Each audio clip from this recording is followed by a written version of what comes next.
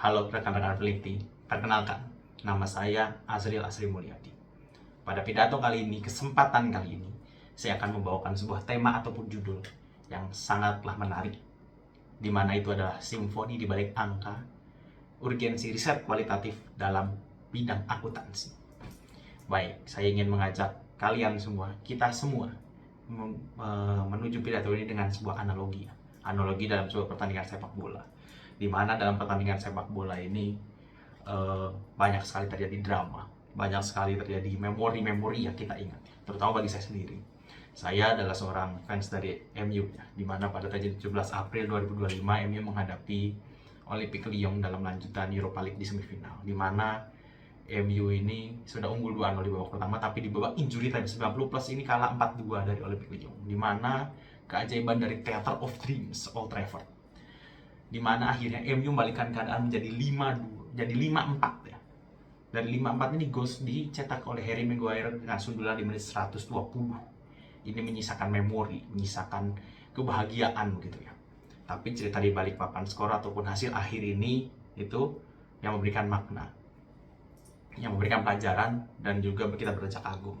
Rekan-rekan sekalian, dalam dunia akuntansi ini kita terlalu asik ya menatap papan skor gitu, menatap angka-angka, rasio-rasio, hasil akhir, aset, liabilitas, angka-angkanya.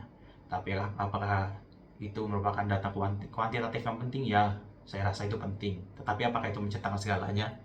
Saya rasa tidak.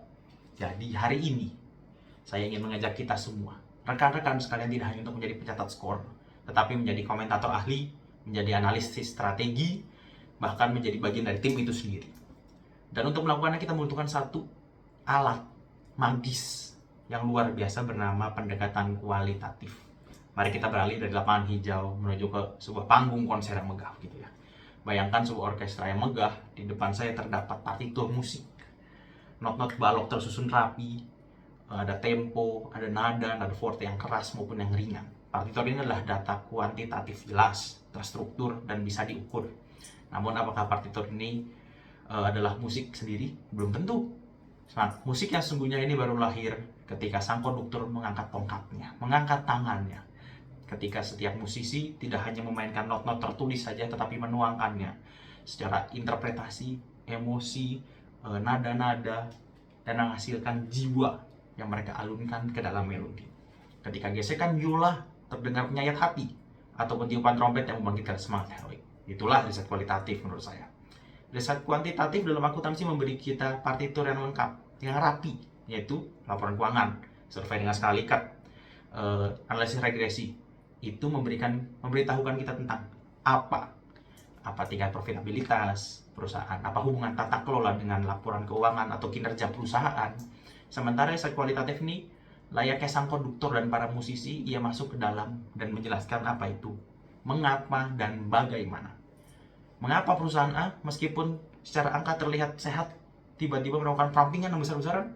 Riset kualitatif akan mengajak kita ke dalam ruang rapat, ke rapat direksi, mewawancarai, dan mungkin juga menemukan adanya politik internal di dalam perusahaan tersebut, atau ada tekanan-tekanan dari pemegang saham minoritas maupun mayoritas. Itu tidak akan pernah muncul dalam keuangan.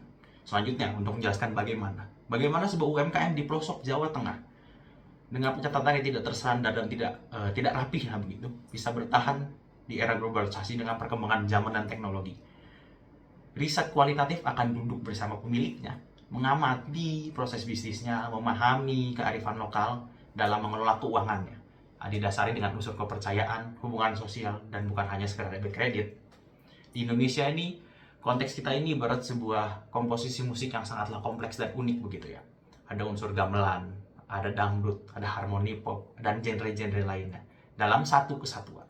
Kita tidak bisa memahami hanya menggunakan salah satu alat ukur, yaitu budaya barat ataupun budaya timur ya. Tidak bisa seperti itu. Budaya musyawarah mufakat ini bisa menjadi lebih berpengaruh untuk pengambilan keputusan investasi dibandingkan dengan rasio net present value begitu. Konsep kekeluargaan ini dalam perusahaan bisa menjadi pisau bermata dua. Di satu sisi bisa memberikan loyalitas yang luar biasa bagi staf-staf dan keluarga yang ada dalam perusahaan. Di satu sisi itu bisa menjadi bom waktu ya, bagaimana bisa terjadi nepotisme ataupun korupsi yang terjadi karena adanya unsur kekeluargaan begitu. Mungkin banyak yang berpikir, riset kualitatif itu kan tidak objektif, itu subjektif. Sampelnya kecil, tidak bisa digeneralisasi. Saya ingin bertanya kembali dengan analogi olahraga yang tadi ya. Apakah kita butuh menonton 1000 pertandingan untuk belajar tentang kepemimpinan? Tidak. Cukup menganalisis secara mendalam satu pertandingan saja. Kita sebutlah pertandingan Miracle of Istanbul. Kita bisa mendapatkan pelajaran universal tentang semangat pantang menyerah dan juga kedalaman pemahaman dari satu kasus yang jauh lebih berharga daripada ribuan data ataupun sampel-sampel dari riset kuantitatif begitu. Riset kualitatif ini bukan musuh kuantitatif, jelas. Mereka saling berduet bersama, saling melengkapi. Bagaikan seperti dalam musik jazz, struktur akor ini kita anggap sebagai sebagai kuantitatif. Tetapi ada ruang improvisasi yang indah, yang kita bisa sebut saja sebagai kualitatif. Angka memberikan kerangka, narasi memberikan daging dan jiwa. Kualitatif dan kuantitatif ini bukan musuh, tetapi dualitas. Dualitas itu kan sebuah definisi yang saling membutuhkan antara satu dan lainnya, dan tidak bisa dipisahkan. Itulah riset kuanti dan riset kuali. Baiklah, kita sampai ke bagian penutup. Rekan-rekan calon peneliti masa depan yang hebat. Sudah saatnya riset akuntansi di Indonesia tidak hanya menghasilkan papan skor saja yang dingin. Sudah saatnya kita tidak hanya menjadi pembaca partitur yang patuh. Mari kita menjadi seorang konduktor. Mari kita angkat tongkat kita lebih dalam dengan mendengarkan simfoni yang dimainkan di dalam setiap perusahaan. Mari kita gali cerita di balik angka, makna di balik kekuatan angka kuantitatif dengan kekayaan narasi kualitatif. Kita tidak hanya akan melakukan riset yang relevan secara utuh, yang benar-benar berkontribusi bagi praktik bisnis dan pembuatan kebijakan yang lebih baik. Mari kita bangun Indonesia. Mari kita bersama-sama menciptakan sebuah orkestrasi riset akuntansi Indonesia yang tidak hanya cerdas secara angka, tetapi juga kaya akan makna dan menggugah jiwa. Terima kasih. Salam